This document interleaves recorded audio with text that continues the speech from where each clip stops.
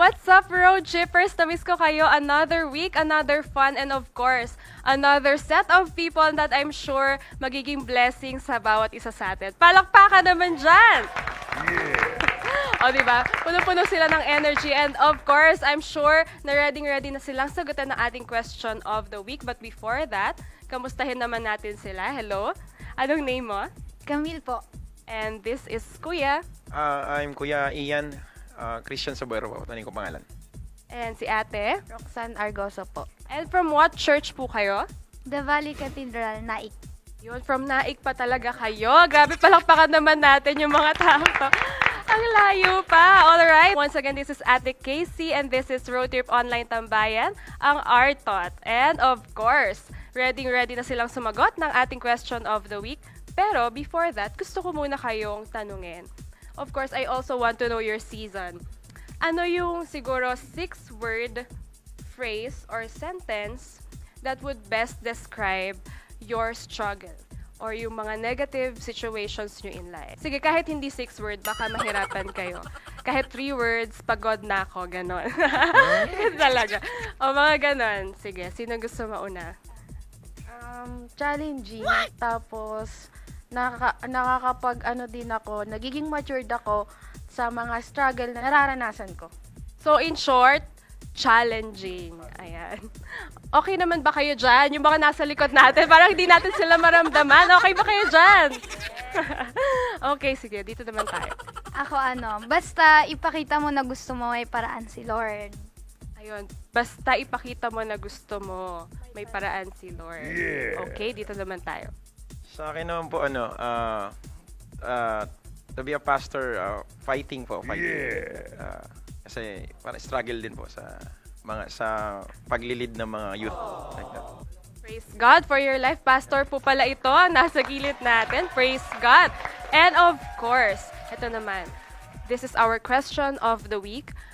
Anong moment sa buhay mo ang sobrang nasubok yung faith mo? So this is a test of faith that I'm sure lahat tayo dinadaanan yan. Kaya lahat tayo may sagot for that. And ready na si Ate. Ready na siya sumagot. Okay, go.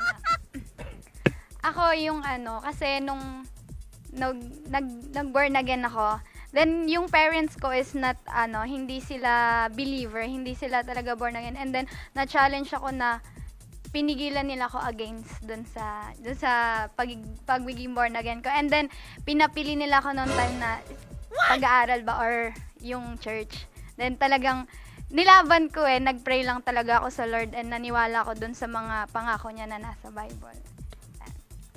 Praise God. Palakpakan naman natin yung sagot na yon. And of course, tatanungin kita, what is your focus at the time? Yung focus mo ba is your struggle or your focus is the Word of God sa buhay mo?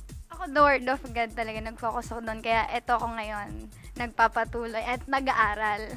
Wow, that's right. Of course, talagang kapag focus tayo sa Word ng Lord, kahit may struggle tayo, hindi natin siya ganun i-entertain, hindi natin siya sobrang dadamdamin, and of course, victory is sure. Mas malapit ang victory, mas malapit yung na ma-overcome natin yung situation natin. Dito naman tayo. Yung sa akin, yung time na, yung hindi, wala akong pera talaga, as in wala akong pera kasi may conference kami that time. Kailangan kasi 1K then wala talaga akong pera, pero naniwala ako dun sa word ni Lord na God will provide everything, basta ipakita ko lang yung desire ng puso ko. Then that time nakasama talaga ako dun sa conference, lahat provided, pamasahe, pagkain, sobra pa nga. Nagtiwala lang talaga ako dun sa word ni Lord. Praise God. So, pwede ba kitang matanong, ano yung word exactly na binigay sa'yo ng Lord? Yung God will provide everything that moment. Yes, diba? Super simple lang, basic, direct to the point, God will provide, pero pinanghawakan niya yon at talagang nag-manifest sa life mo. Praise God for that. Dito naman po tayo. Sa akin naman po ay nasubok yung faith ko nung time na pag-graduate ko nung college kasi my dream talaga is to become a seaman, marine engineer po kasi pangarap ko talagang sumakay ng barko at kumita ng dollars. Pero there is calling inside my heart, talagang sobrang lakas po nun. At mahirap po sa akin yun dahil panganay po ako. Talagang pinagsikapan ako ng magulang ko na pag-aralin para kasi isip nila, panganay ako yung magbuhat sa kanila. Pero tinawag ako ng Diyos at pinili ko yung pagpapastor dahil alam ko na mas maraming nangangailangan kasi sabi sa akin ng Diyos, mas maganda yung buhay na pangwalang hanggang epekto yung maranasan ng ibang tao sa mamamagitan ng buhay ko kasi di ko malilimutan yung John chapter 12 verse 24 na pag ang isang buto ay unless matanim sa lupa, hindi po ito tutubo at hindi ito magmumultiply. That's why I offer my life to the Lord. Kaya hindi po ako natakot na i-offer yung life ko, mag-serve sa Kanya for the sake of this generation. Kasi po, for me kasi, dapat nating i-preserve yung generation ngayon. Kailangan nating alagaan yung next generation ngayon to preserve the next generation. That's for me. Very well said. Talaga wala na ako masabi doon, na speechless ako. Grabe yung heart ni Pastor. And of course, I know meron din tayong mga ganong puso. And of course, again, when we have the end in mind or the eternity in mind, we also have to choose what is right, what is the will of God. And walang struggle sa pag-choose ng kung ano talaga yung path na ito-take mo. And of course, mahirap kasi sometimes talaga choosing between calling and career. Pero connected naman siya, though talagang it's very challenging dahil one major event talaga yan sa buhay mo na pangmatagalan yan yung calling and career. But again, if you are always considering God in your choices, in your decisions, you will have a laser-like faith, focused faith. And yung faith na yun, hindi madaling masway na. Ano ba talagang pipiliin ko? Baka pag pinili ko to, hindi ako mag-grow or something. So, nakita naman natin sa life ni Pastor kung paano nag-move ang Lord. Talagang smooth yung flow, maganda yung decision niya, and nasa tamang direction siya ngayon. So, praise God for that. Amen. Alright. So, kanina tinanong ko sila yung mga phrases that would best describe their struggles in life. So, siguro dahil feeling ko very overcome na sila kahit first quarter pa lang ng year na marami na silang na-overcome, marami na silang na-conquer. But sometimes in our lives, meron tayong mga words na that will best describe our struggles. Pagod na ako, paulit-ulit na lang, di ba? May mga ganyan tayong scenario sa buhay natin. But there is always a word of God in our lives that sometimes hindi ito yung focus natin. Kaya hindi tayo nag-grow in our faith in the Lord. Sabi sa 2 Corinthians chapter 4 verse 18, fix your eyes on things that is unseen. For what is seen is temporary and what is unseen is eternal. So makikita natin, if we focus our eyes on the things that we see, yung hindi na limitado, hindi natin nakikita. May mga nakikita lang tayo on our naked eye, pero may mga hindi tayo nakikita, na si Lord lang yung nakakakita. Situations in our lives, future, hindi natin yan nakikita. But if we fix our eyes on Jesus, hindi rin natin siya nakikita. But in faith, naniniwala tayo sa Kanya. God will grant everything. God will grant everything, every good things in our lives. And of course, i-let niya rin na mag-grow yung faith ng bawat isa sa atin. If you're not focused in your faith, you might get easily distracted, and of course, that will also lead to your destruction. So, sometimes if we are not focused in our faith, yung focus natin ay nasa mga negative things, or yung focus natin are nasa lies. May mga pinapakinggan tayo na sometimes hindi natin alam, lie na pala yun ng enemy, di ba? So, we have to be aware, we have to stay focused. Ano ba yung sinasabi ng Lord? And nakita din natin sa buhay ng mga sumagot dito sa atin, na meron silang pinanghawakan ng Word of God, and they focus on that Word. So, we always have many things, in many ways, in many special ways, God always speaks to each and every one of us. Do you agree, guys? Ayan, nandito pa pala sila. Okay.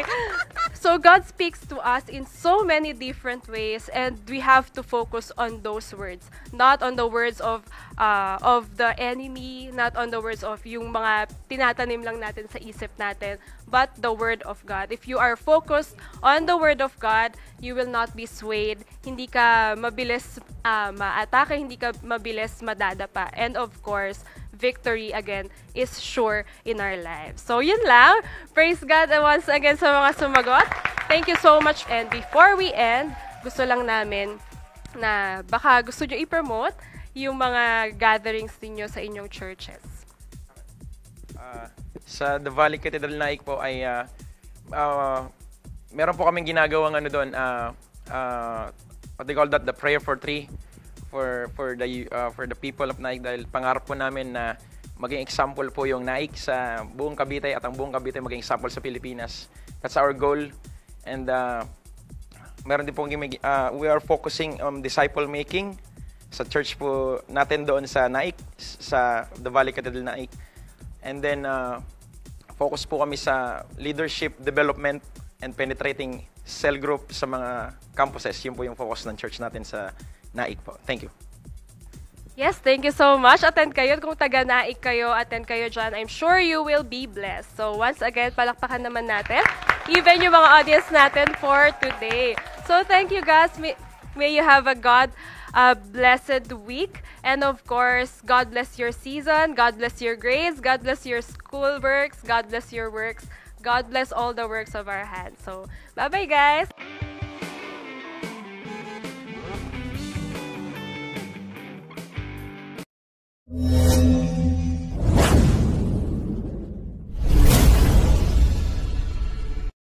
Good day, everyone! Come on, let's worship the Lord. Let's rejoice and be glad in His presence. Come on, let's go! Hey! Come on! Oh,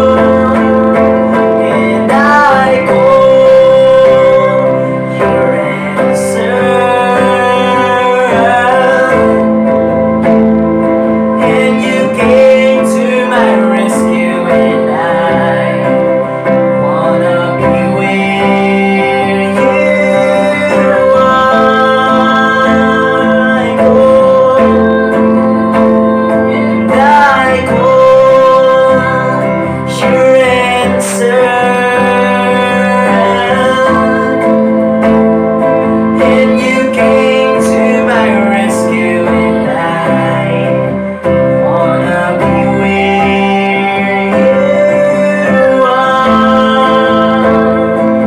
Yes, you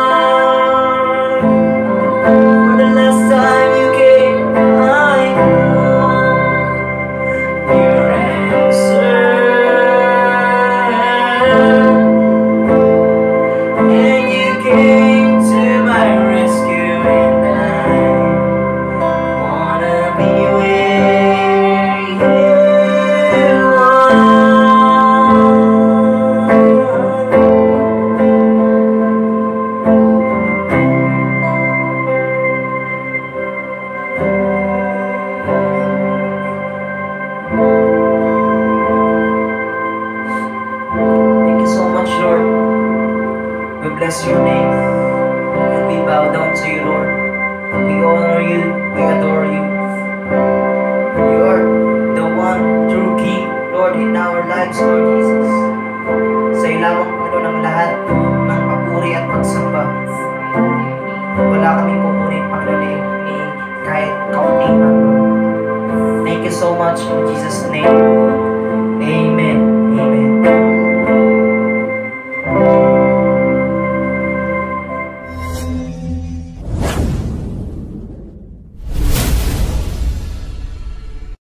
Sa lahat, magandang araw.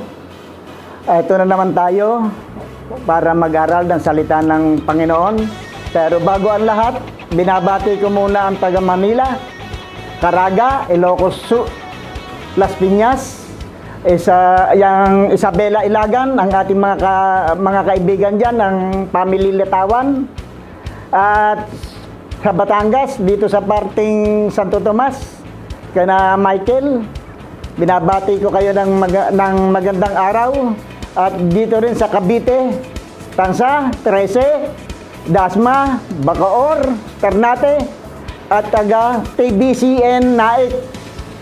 Ganon din sa ibang bansa, sa France, Paris, meron tayong mga kamag-anak dyan, mga pamangkin, binabati ko kayo, ang aking mga anak dyan, mga apo. Binabati ko kayong lahat. Nawa, laging tayong malakas ang katawan. Sa parting Canada, meron din tayo dyan na anak, mga apo, at saka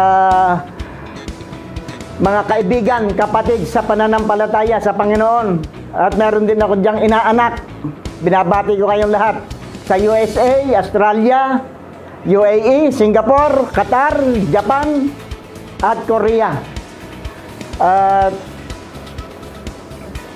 muli, i-share natin ang live at mag-react tayo sa Heart and Care sa ating comment. At ganoon din, bumoto tayo, vote for doon sa mga bago at sa mga dati na para lalong mas maganda ang takbo ng ating live stream. Ganun lang. Purihin ang Panginoon. Ang ating topic ngayon na pag-uusapan ay Believe the Victory of Christian Life. Ang ating scripture, 2 Chronicle, chapter 20, verse 20. Ang sa NKJV o New King James Version, Spirit-filled, sabi rito, "So they rose early in the morning and went out into the wilderness of Tekoa, and as they went out, Jehoshaphat stood and said, 'Hear me, O Judah and inhabitants of Jerusalem. Believe in the Lord your God, and you shall be established. Believe His prophet, and you will be prosper.'" Bago natin umpisahan, tayo muna manalangin. Panginoon, sa araw na ito, ay buong pagpapakumbaba kaming lumalapit sa iyong kabanalan, sa iyong pag-ibig, at idinadalangin ka, Panginoon, nawa sa aming pag-aaral ng salitang ito ay matanim sa aming mga puso, sa lahat ng makikinig. At sa iyong lingkod na magpapahayag nito, ang dalangin ko sa Santong Espiritu, yung wisdom and double anointing, knowledge, ay kailangan namin upang lubos naming maunawaan ang salita mo. Purihin ka, O Panginoon. Ito yung aming dalangin sa tanging pangalan ni Jesus. Amen. Okay. Dito sa chapter 20, verse 20 ng 2 Chronicle, maliwanag yung sinabi ni Jehoshaphat na sinabi niya, Hear me, O Judah and inhabitants of Jerusalem. Believe in the Lord your God, and you shall be established. Believe His prophet, and you shall be prosper. At titingnan natin ang mga sinasabi rito, kung bakit sinabi ni Jehoshaphat ang mga salitang ito, dahil meron silang problema na napakalaki. Bakit? Ayon sa sinasabi ng verse 1, na lulusob ang mga Moabita at ang Moabita at ang ibang parte ng Syria sa kanila. At dito, nung maunawaan at malaman ni Jehoshaphat, nabahala siya. No? Nabahala si Jehoshaphat. Kaya hindi sapat ang kanyang paniniwala sa Panginoon. Pero dahil siya ay isang tagapanguna ng Judah at ng Jerusalem, hindi siya nagpabaya dahil alam niya na wala siyang matatakbuhan o mahihingan ng tulong dahil napakarami ng lulusob sa kanilang kaaway. Napakarami. At hindi kayang labanan ng Judah at ng Jerusalem. At dahil nga siya ay ang itinalagang hari ng Judah at ng Jerusalem, wala na siyang pagliinan kundi ang sumangguni sa ating Panginoon Diyos. Sumangguni siya sa ating Panginoon at sinabihan niya ang kanyang mga nasasakupan na mag-ayuno. Dahil nga malaking problema yun sa sinasabi. Napakalaking problema ang kanilang haharapin at hindi nila kaya. So mangguni siya sa Panginoon at doon sa kanyang pagsangguni, sinaysay niya na ang lahat-lahat na gusto niyang sabihin. Sinabi niya na sila ay kaya napaparoon dahil ang Diyos ang nagdala sa kanila at pinalayas ang mga tao doon. At sila ang naroon. At sinabi rin niya na ang kanilang mga ninuno na si Abraham, meron siyang pangako, ang Diyos ay may pangako. At ang pangakong iyon, sinabi rito, na kapag dumating ang panahon ng sakuna, ng kamatayan, ng taggutom, at pagdidigmaan, sila ipapasok sa templo na ginawa ng kanilang ninunong si Abraham, at doon sila ay magkakaroon ng kapayapaan, kaligtasan. At nagpatuloy ng pananalangin si King Josaphat kasama yung taga-Jerusalem at Juda. At sa ganung sitwasyon, ang Espiritu ng Diyos bumaba kay Jehazel at nagpasabi kay Josaphat na huwag silang mabahala, huwag silang matakot. At sinabi pa na hindi na kayo kailangan lumaban pa. Manatili na lamang kayo sa inyong pwesto at maghintay. Malinaw. Tingnan mo yung pagka ang isang Kristiyano, katulad nila, King Josaphat, ay mayroong hinaharap na sitwasyon na napakabigat, sila ay humaharap sa Panginoon Diyos at nananalangin, nag-aayuno, nagpupuri sa Diyos dahil na andoon yung pag-asa ng kanilang kaligtasan. Pero mo, katulad natin sa panahon natin ngayon, nariyan yung namimingit na digmaan ng US at saka ng China, at lalo na itong pandemic na hinaharap natin, ang tindi. Kaya kahit doon sa panahon ni King Josaphat, merong lockdown At ang nagsalita pa ang Espiritu ng Diyos na sumanib sa katauhan ni Jehoshaphat, ni Jehazel. At sinabi na, manatili na lang kayo dyan sa inyong lugar at maghintay. Kaya, ganun ang ginawa ni King Jehoshaphat. Nakaligtas sila sa tiyak na kamatayan, sapagkat anong sabi ng Panginoon? Malinaw ang sinabi ng Panginoon, nasa Kanya, nasa Diyos ang pakikipaglaban. Manood na lang kayo.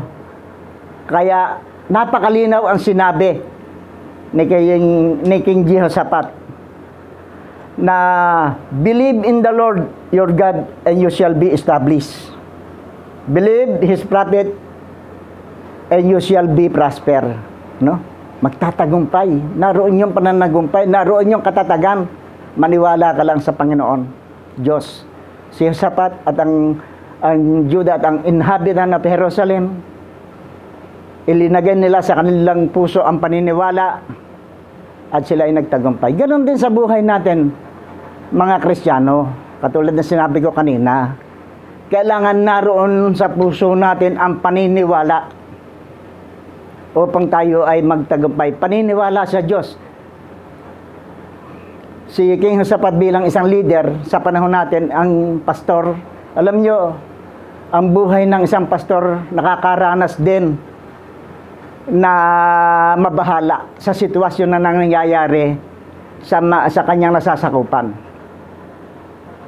Yung ating pastor lang, si Pastor Ian alam ko, nakakaramdam din siya ng pag-aalaala, ng pagkabahala, lalo na doon sa kanyang mga leader, na kung titingnan natin, merong ilan na nagwawalang bahala lang, sa kabila na ginagawa niya ang lahat. Naroon yung mentoring, pag na-mentoring, naroon na yung yung morning prayer, at nag-aayuno, nananalangin, kasama ang ilang mga leader sa primary 12. At doon sa kanyang mga kasamang yon, nagbibigay ito ng kalakasan sa kanyang pananampalataya, sa kanyang paniniwala. Kaya kapag nanatili yon sa isang leader, sa isang pastor, nakakasigurado tayo na yung tagumpay ay makakamit natin. Kaya sa mga leader ng TBCN, ipinauuna ko na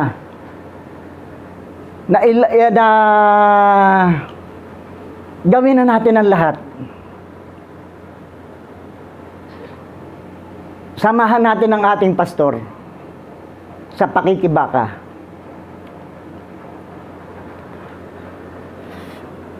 Makiisa tayo sa kanyang pananalig, sa kanyang paniniwala. Huwag natin bigyan ng alalahanin dahil sa hindi natin pagsunod. Dahil napakahalaga ang ating pananampalataya at paniniwala. Tingnan mo ang Juda at ang Jerusalem, nagtagumpay sila. Dahil taglay nila na ilagay ni King Jehoshaphat sa puso ng taga-Juda at ng Jerusalem yung paniniwala, kaya sila ay nagtagumpay sa kanilang laban. Bakit? Dahil ang Diyos ang nakipaglaban. Nanuod lang sila napakaliwanag yung sinabi dito sa verse 22. Dahil sa kanilang pag-aawitan at nanarinig ng mga kaaway, ginulo sila. Bunga nito, sila ang nag-away at nagpatayan. Yung mga taga-Juda at Jerusalem, nanuod lang. Tingnan mo ang binibigay na tagumpay ng Diyos dahil sa paniniwala. Kaya nga, pinamagatan ko ito na believe the victory of Christian life. Amen. Yun ang kailangan natin. Yung paniniwala upang tayo ay magtagumpay bilang isang Kristiyano. Ngayon, nailagay ni King Jehoshaphat sa puso ng mga ng taga-Jerusalem at taga-Juda yung paniniwala sa ating Panginoon at naging matatag sila. At dahil sa sinabi ni King Jehoshaphat, sila ay nagtagumpay. Ngayon, tingnan natin yung sinasabing believe. Tingnan natin yung ano ba yung word of believe. Kailangan nating alamin mabuti at tuklasin kung ano ang yamang salita ng paniniwala. Dahil napakahalaga sa isang Christian life na maunawaan natin ang salitang believe. Hindi lamang basta believe. Hindi lamang basta paniniwala. Kailangan narito sa puso natin yung kahulugan ng paniniwala. Kung ano yung definition ng paniniwala, ng believe. Kailangan tuklasin natin. Kaya nga, sinabi ko, what is word of believe? Ito ang ating tingnan. Sa Strong, hashtag 539, paunawa, ang Strong po ay isang book, isang libro po yung Strong. Pangalan ay Strong. At dito, sa sinabi kong hashtag 539, doon nakasulat yung sinasabing aman. Kapag sinabing aman, ito yung salitang Arabic. Alam nyo, dagdag kaalaman patungkol sa salita ng Diyos, ang Bible po ay mayroong 3 original na language. 3 po yan na nasusulat sa Bible. Aramaic, Hebrews, and Greek. Yan po ang 3 original na language ng Bible na ating napinanghawakan. Aman, ibig sabihin, to be firm, stable, established. No? Pero yun, ibig sabihin noon, successful, matatag, matibay. At sinabi pa nga ron, also to be firmly and persuade. Ano ba ibig sabihin ng firmly and persuade? Sabi ron, to do something with strength through reasoning or argument. Sa buhay natin, bigyan ko kayo ng sample dito. Ang isang Kristiyano, ang buhay ng isang Kristiyano, kailangan kaya nating ipaglaban ang ating pananampalataya sa ating Panginoong Hesukristo. Sa lahat ng mga argumento, pagdating sa pag-uusap, matibay yung ating reason patungkol sa ating Panginoon. No? Hindi tayo dapat matalo. Dahil ngayon maunawaan natin kung paano natin maunawaan yung sinasabing word wealth of belief. Kaya natin ipaglaban to. Kaya malinaw, yung aman. Sinabi ron, to do something with strength through reasoning or argument. So, kailangan solidly maniwala tayo doon sa sinasabing yon na to be firm, stable, and established. At sinabi pa nga rito, eman means believe. That is, ganun lang. That is, aman means believe. That is, wala na. No? Wala ka nang iba pang ipapasok sa isipan mo. At ito pang isa bilang pagpapatunay patungkol sa believe. Ginamit din itong salitang believe sa Genesis chapter 15 verse 6. Noong si Abraham ay maniwala sa Panginoon at sumunod sa Panginoon. Kasi pagka ikaw ay may paniniwala, naroroon yung pagsunod. Taglay mo ang pagsunod. Kapag ikaw may paniniwala. Kaya pinag-aaralan natin ngayon yung word wealth of belief o yung yamang salita ng paniniwala. At mamaya malalaan natin kung gaano kahalaga ito. At dito sa ating scripture na pinag-aaralan sa 2 Chronicle chapter 20 verse 20, binanggit din ang tatlong believe sa verse 20. Bagamat dalawa lang yung binasa doon, pinaltan ng establish. Ang sabi doon, believe in the Lord your God and you shall be established. Ibig sabihin din noon, believe yun and believe His prophet and you shall be prosper. Ibig sabihin, kapag sa isang verse, binanggit ng ilang beses ang word na tinutukoy doon, ibig sabihin, napaka-importante nun. At totoo naman. Ito, mapapatunayan ninyo sa inyong sarili kapag kayo may paniniwala. 100% susunod kayo. Amen? 100% kung ano yung sinasabi sa inyo ng inyong leader, susunod kayo. Bakit? Nasa puso nyo ang paniniwala. At hindi naman magsasalita ang leader nyo ng laban sa ating pananampalataya sa Panginoon. Mali yun. Hindi magsasalita ang mga leader natin ng ganon. Lahat naaayon sa kalooban ng Diyos at sinasabi sa banal na kasulatan. True believe the victory of Christian life. True faith, the victory of Christian life. Yun lang ang masasabi natin. Kapag taglay natin ang lahat ng ito. Kapag taglay natin sa puso natin at ipinamumuhay natin. 100%. Purihin ang Panginoon. Magtatagumpay ang ating buhay pananampalataya. At ito yung kalooban ng Diyos. Ito yung nais ng Diyos. Kapag tagumpay ka na, kapag nagtatagumpay ka sa pananampalataya, nakikita sa iyo yon ng mga taong nakapalibot sa iyo na sasabihin, ang taong ito nagmamahal sa Diyos.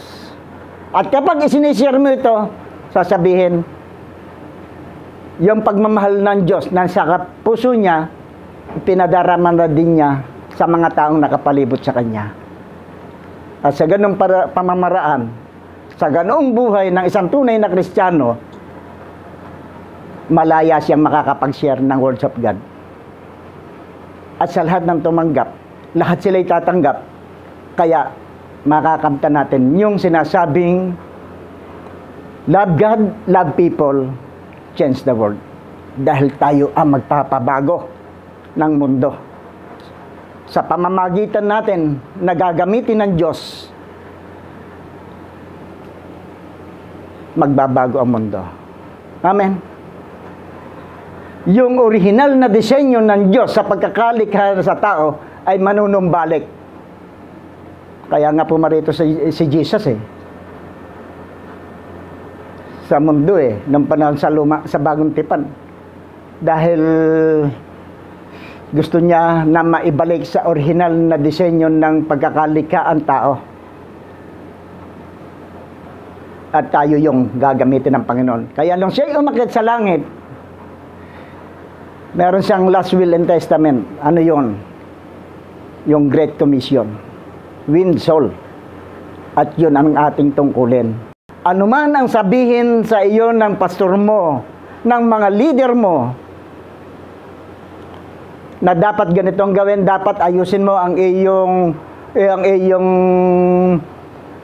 iyong disipulo, dapat pangunahan mo sila, dapat ikaw yung magandang ehemplo ng iyong mga disciple, dahil si Kristo ay isang napakagandang ehemplo ng kanyang mga disipulo, kaya naman yung kanyang mga disipulo masisipag.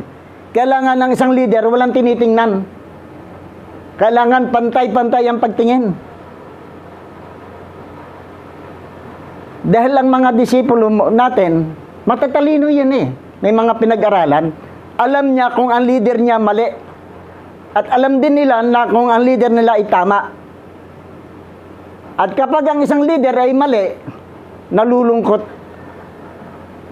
ang kanyang mga disipulo at maaring hindi sila magkasundo-sundo.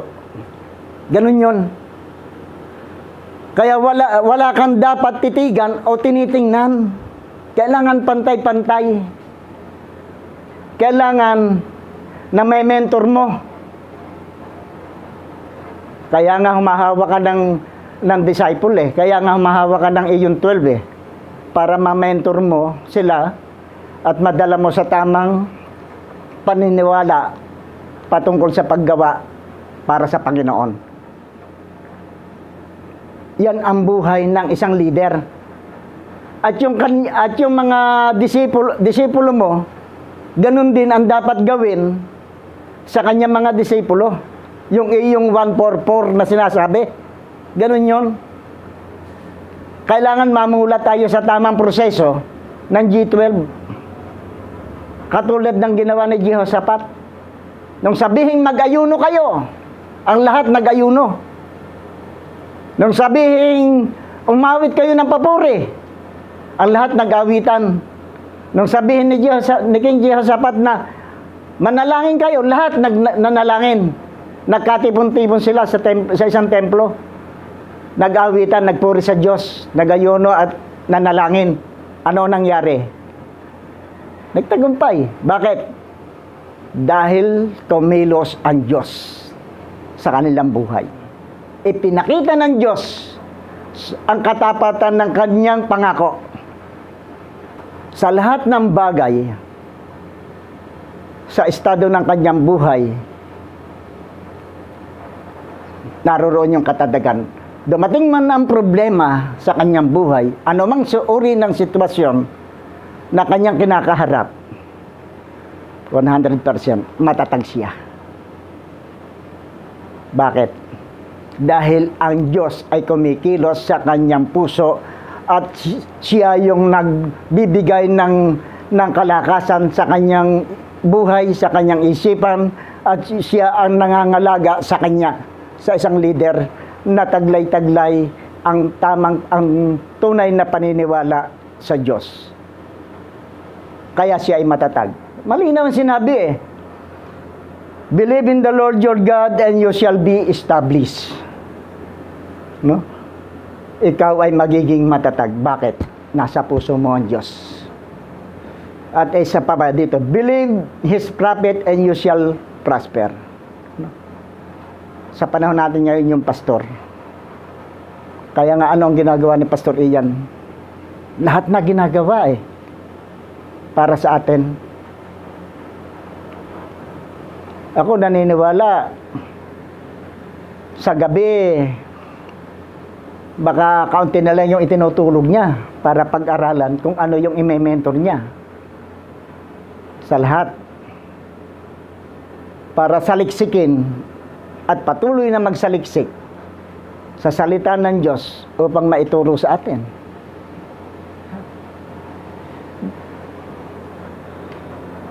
Na sa kabila ng dumadating sa problema, nananatili siya matatag. Nananatili siya nakatayo. Hindi nagbabago sa paglilingkod sa Diyos. Laging mainit. Ganon yun. Bakit? Hindi niya hinahayaan na mabawasan yung kanyang paniniwala sa Diyos. Bagkus lalo pa niyang pinalalalim ang kanyang paniniwala sapagkat alam niya yung yamang salita ng paniniwala, yung word wealth of belief. Alam niya yon, kaya matatag siya. Alam niyo dito sa lockdown na ito, isang napakalaking pagkakataon ang ibinigay sa atin ng Diyos dahil dito sa pandemic na ito na ating nararanasan. Bakit? Ito na yung pagkakataon para yung pamilya mo, masiran mo ng salita ng Diyos. Kung hindi pa Kristiyano ang pamilya mo. Alam niyo sa amin, ito ang patotoo ko, meron akong tatlong napatanggap sa Panginoon. At ngayon, nagsusunil na sila. Ano ba yung sunil? Starting you in a new life. Section 4 na. Pang-apat na mamaya. Ang aming pinag-aaralan. Pinatatatag ko na ang kanilang buhay pananampalataya. Pinalalawak ko na ang kanilang paniniwala sa Diyos. At alam ko na ginagamit ako ng Panginoon para sa kanila. Kaya nga binati ko kanina yung taga Santo Tomas eh. Taga roon sila. Ang layo. Santo Tomas, Batangas. Napatanggap ko sa Panginoon. At ang isa, nagtuturo siya bilang isang teacher. At malapit na siyang maging principal. At alam ko, nanonood siya ngayon, nakikinig. Bilhin mo yun, magtatagumpay siya sa kanyang pagtuturo at darating ang panahon magiging principal siya. Ako bilang isang pastor, nakahalera sa prophet ng Diyos na nagsasabi na magtatagumpay ka. At ang isa naman, taga-Sabang, isa sa bossing doon sa gasolinahan sa Sabang. O, di mo yan? May mga position sila. Yung taga Santo Tomas, business ang ginagawa niya. Ganyan lang. Dapat samantalahin natin ang pagkakataong ito upang maibahagi natin ang salita ng Diyos sa pamilya nyo kung hindi man kayo makalabas. Etong isa pa eh. Halimbawa, kuhanin na ng Panginoon ang buhay natin bago ikaw hindi mo nadala sa pananampalataya ang iyong mga magulang, mga kapatid, bago binawian lahat tayo ng buhay, ikaw ay nasa langit, nakikita mo yung magulang mo, yung mga kapatid mo nandun sa impyerno naghihirap. Ano kaya yung damdaming mararamdaman mo pagka ganon? Di ba? Anong damdamin yon? Hindi ka kaya maging guilty kapag gagayong sitwasyon na nangyayari. At 100% lahat tayo darating doon sa kamatayan. Kaya lang, ikaw nagtagumpay. Pero yung mga kasama mo sa bahay, hindi nagtagumpay.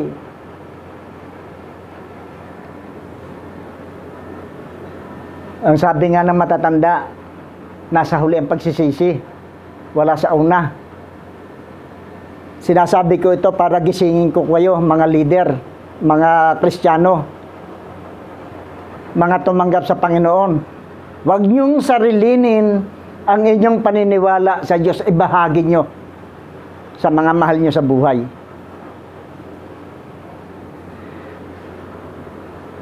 Para wala kayong pagsisihan sa bandang huli.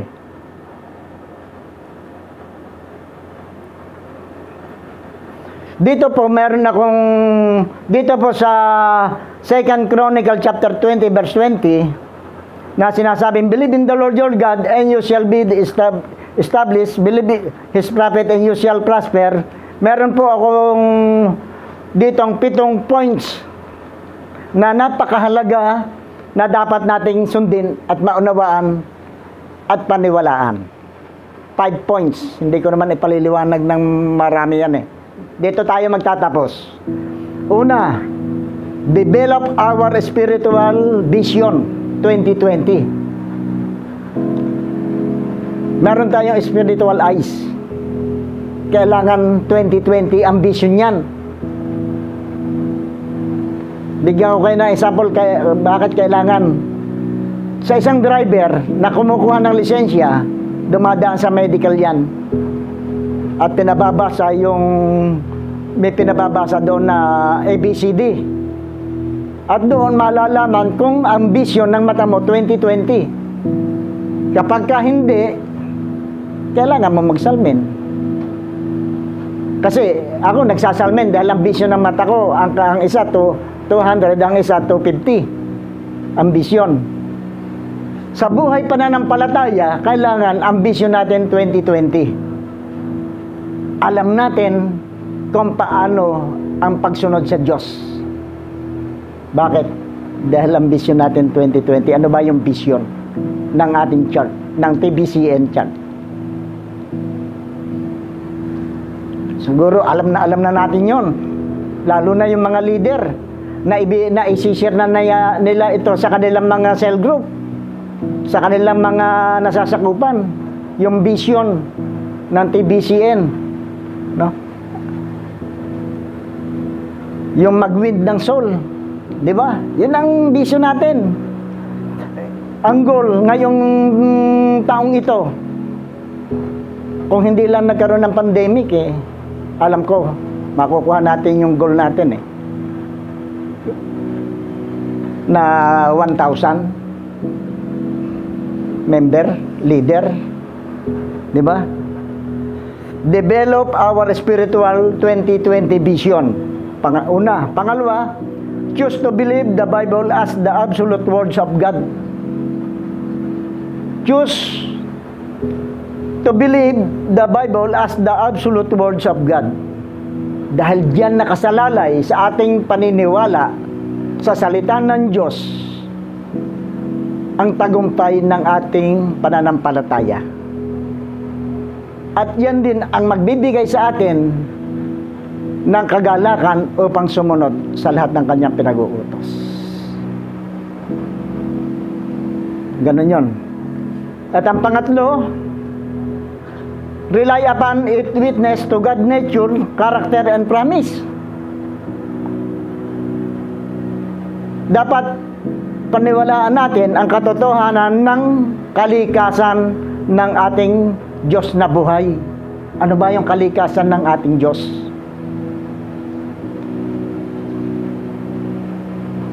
Marami yan yung kalikasan ng ating Diyos. At ito alam ko, alam nyo na rin. At kung hindi nyo alam, i-research nyo sa banal na kasulatan. At doon nyo matatagpuan lahat. Kung ano yung kalikasan ng ating Panginoon. Kaya malinaw sa number 3, rely upon its witness to God nature, character and promise. Yung kanyang katangian. Maraming katangian ang ating Diyos. Napakaraming katangian yan. Nasa kanya ng lahat. At yun na ibinibigay sa atin. Yung katangian yun. Ang pagiging mapagmahal. Di ba? Isa ng katangian yun eh. Yun lang yung ano ko. Mapagmahal, mapagpatawad. Siya yung omniscient God, omnipotent God, omnipresent God.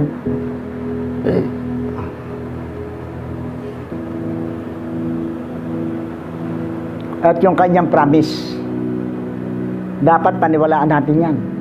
Baka naman ang pinaniniwalaan lang nyo, promise. Yung kanyang katangian at ang kanyang kalikasan, hindi na. Yung kanyang mga utos, hindi na. Promise na lang itong paniniwalaan ko. Ano ba yung mga promise niya? Yung sinabi ko kanina. Kaya siya pumarito upang magbigay ng buhay na ganap at kasiyasiya. Yun na lang pangahawakan ko, yun na lang paniniwalaan ko. Sala, di ba? Yung iba, yung vision, hindi ko na susundin yun. Ang paniniwalaan ko lang, yung kanyang pangako. Ang dami pa naman promise ang Diyos na nakasaad sa banal na kasulatan. Baka yun lang ang inyong basahin. Baka yun lang ang inyong saliksikin. Kailangan lahat paniwalaan natin. Amen. Pang-apat, believe that words of those who proclaim God's words. Maniwala daw tayo sa mga salita na inihahayag ng mga tao na salita ng Diyos.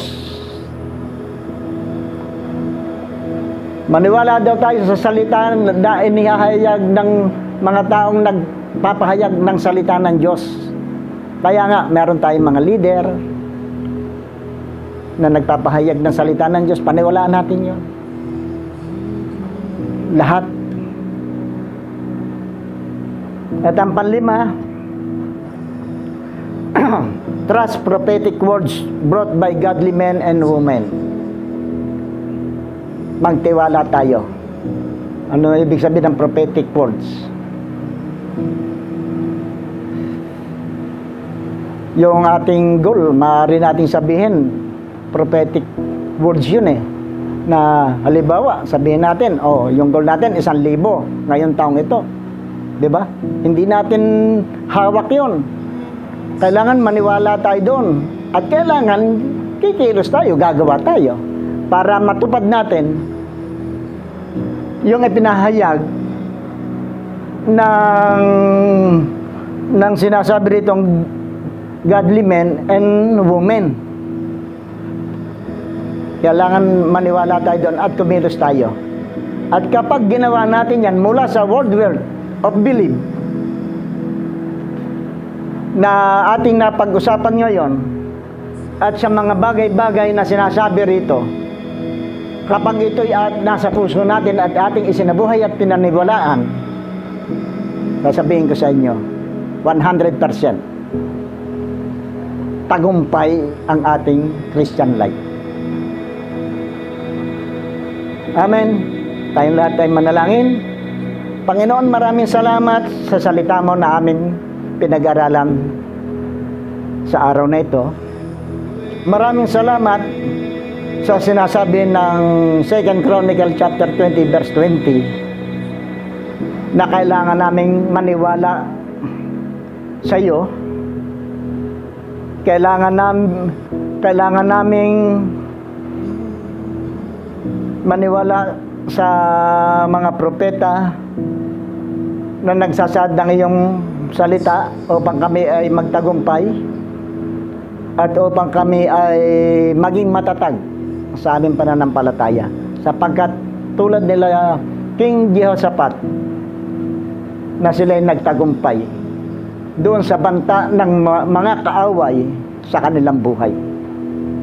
Ganon din kami, Panginoon, na magtatagumpay sapagkat taglay ng aming puso at ng aming isipan ang paniniwala patungkol sa iyong buhay sa aming pananampalataya. Salamat, Panginoon. Purihin ka sa iyong kaluwalhatian, ang kabanalan at kapangyarihan sa tanging pangalan ni Jesus. Amen. Amen. Amen. Mga ka-cheerful givers, alam ko marami kayong natutunan sa preaching ni Tatay Guilleng kanina or ni Pastor Guilleng na ang title ay Believe. So ngayon, excited ka na ba na mabigay sa Lord? Excited ka na ba na maniwala na ibe-bless ka pa ng Lord? Diba? Sabi nga sa Malakay 3:10, katulad ng lagi kong pinapaalala sa inyo, ang tithes is 10% na kinikita mo. So kung meron kang pera or yung pera may 100%, yung 10% kay Lord at yung 90% para naman sa'yo na yon. Diba? Lugi ka pa ba doon? Hindi na. Kasi 90% yung sa'yo. Ang hinihingi lang ng Lord is yung 10%. Diba? So, ang offering naman is kung magkano yung kaya mo ibigay sa Lord. Diba? Hindi naman sinabi ng Lord, lahat ng pera mo, lahat ng nakatago mong pera, ibigay mo. Hindi. Kung ano lang yung kaya mong ibigay sa Lord. Diba? So, sabi sa Ephesians 3 verse 20, now all the glory to God who is able, through His mighty power at work within us, to accomplish infinitely more than we might ask or think. So, may times kasi na yung heart natin is nagkakaroon ng fear. What fear? Fear na mabigay sa Lord. Diba? Bakit? Kasi feeling mo wala ka ng pera, feeling mo hindi maiibalik. Pero, let faith rule our hearts, not fear. Dapat yung faith yung meron sa puso natin kasi alam mo, si Lord, lahat kayang gawin ng Lord and everything depends on God. And God is able to do anything at lahat kaya niya ibigay sa'yo.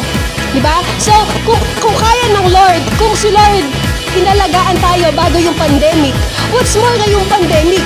Hindi ka pa ba magtitiwala sa Lord? Diba? Kaya nga sinabi kanina, believe. Kasi yun yung victory natin. And alam mo na may mga times kasi sa buhay natin, di ba?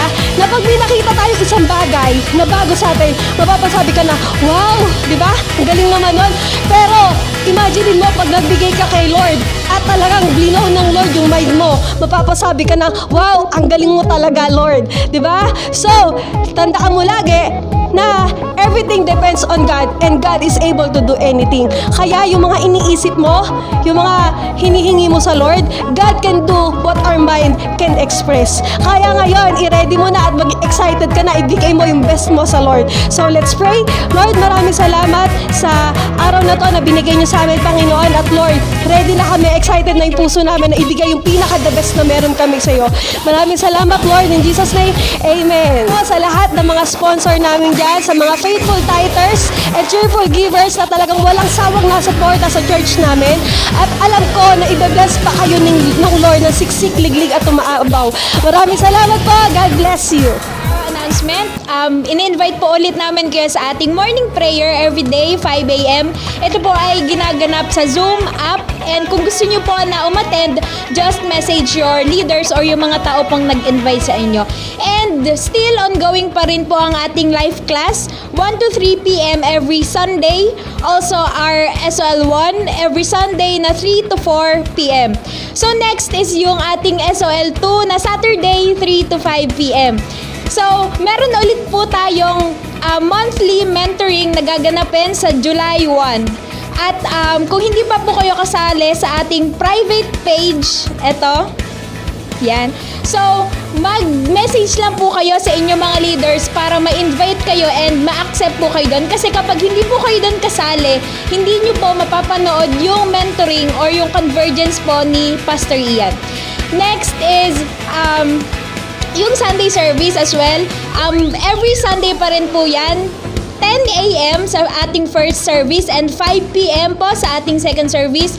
And don't forget na mag-invite po sa next Sunday live streaming. And also, don't forget to like, follow, and subscribe all of our social media accounts. So, especially po yung ating Facebook page which is yung TVCN Updates. So, i-like nyo po yan and i-follow para palagi po kayong updated sa lahat ng gatherings or sa lahat ng gagawin ng ating church.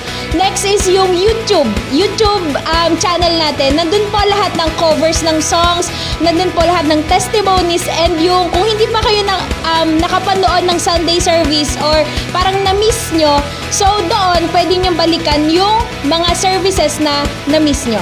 So, kita-kits po ulit next Sunday. Bye-bye and God bless.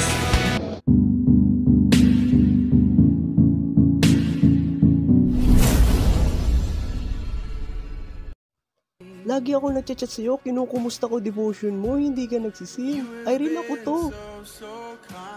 Ako to yung leader mo na mahal ka.